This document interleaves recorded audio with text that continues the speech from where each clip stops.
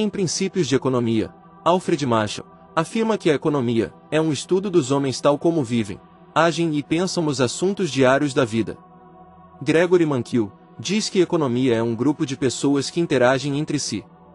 Das muitas definições e objetivos que o termo economia carrega, talvez a de Colin Clark seja a que melhor se enquadra naquilo que entendemos ser o objetivo principal das ciências econômicas. O objetivo da economia não é a produção de riqueza, mas proporcionar bem-estar aos indivíduos, nos diz Clark. O certo é que desde a obra seminal de Adam Smith, A Riqueza das Nações, as ciências econômicas vêm ganhando destaque e relevo na administração pública, guardando assim estreita sintonia com a origem do termo que remonta ao pensador grego Xenofonte, que definiu economia pela primeira vez como administração da casa. Nos dias de hoje, também pode ser entendido como administração da coisa pública. Feitas essas primeiras incursões, o fito deste artigo se põe agora a discutir junto aos jovens economistas brasileiros qual o atual e o mais preponderante papel que a economia, enquanto ciência, vem desempenhando na sociedade moderna, em especial, em sociedades que amargam profundas e históricas desigualdades sociais, como é o típico caso brasileiro. Quantos de nossos jovens, recém-saídos das universidades, diplomados em ciências econômicas, se põem a perguntar: quais os desafios da profissão de economista? E agora, como economista formado, o que quero e devo fazer? Como devo agir? Quais são as inquietações reflexivas a que um economista estará exposto? Quais interrogações o secarão? Os desafios da profissão em uma sociedade desigual. Uma primeira constatação que o jovem economista brasileiro se depara ao chegar ao mercado de trabalho é que é impossível fechar os olhos para as gritantes consequências sociais que o atual modelo econômico desagregador impõe a grande parte da população que ora encontra-se sem emprego, sobrevivendo no limite, habitando os já conhecidos bolsões de pobreza. Nesse pormenor, a exclusão social será, certamente, uma situação em que o jovem economista porá um olhar crítico para um completo entendimento da situação social que o aguarda. Talvez esteja aí o primeiro, e mais importante desafio para os jovens economistas brasileiros desse século XXI, entenderem as razões que levam um país como o Brasil, com grande potencial de recursos, a amargar um quadro vexatório em quesitos sociais. Cabe a esses jovens economistas tentar explicar como é possível, numa sociedade moderna, a ocorrência de fortíssima segregação social que põe de um lado os incluídos e, do outro, os excluídos, os ricos milionários separados dos pobres miseráveis, os sem terra segregados dos latifundiários. Em suma, um país formado por uma sociedade elitista e uma massificação de excluídos.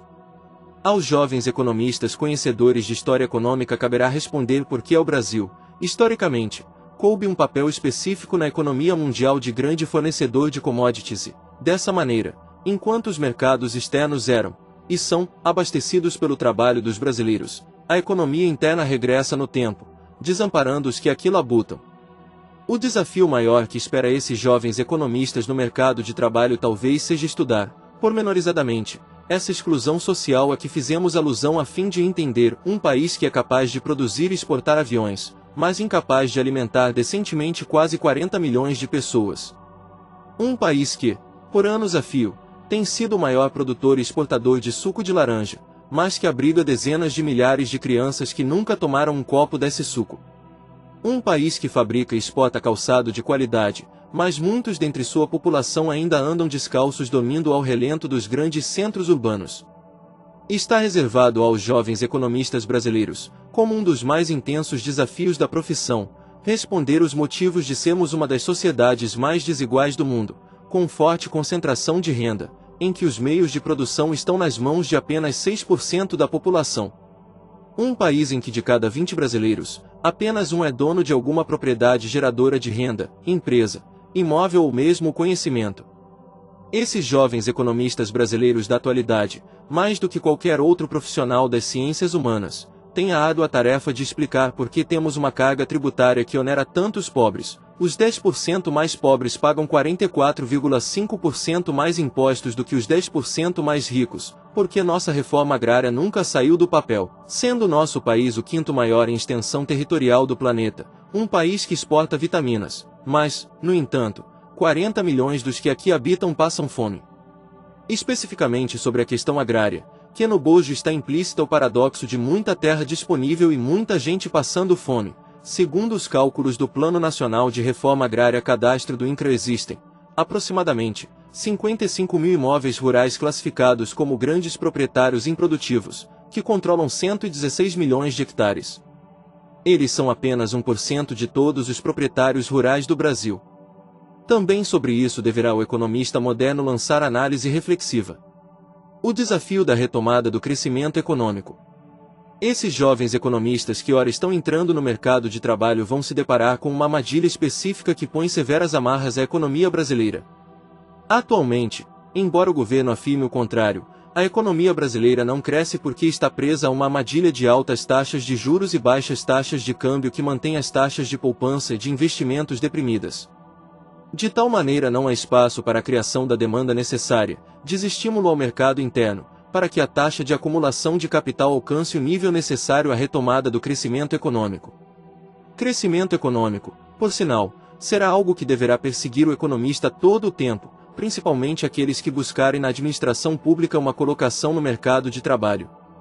Mais do que encontrar modelos que respondam por uma adequada taxa de crescimento da economia, deverá o economista, a serviço do setor público, ter clara noção de que o crescimento econômico para ser solidificado e produzir frutos deverá esse ser transformado em desenvolvimento.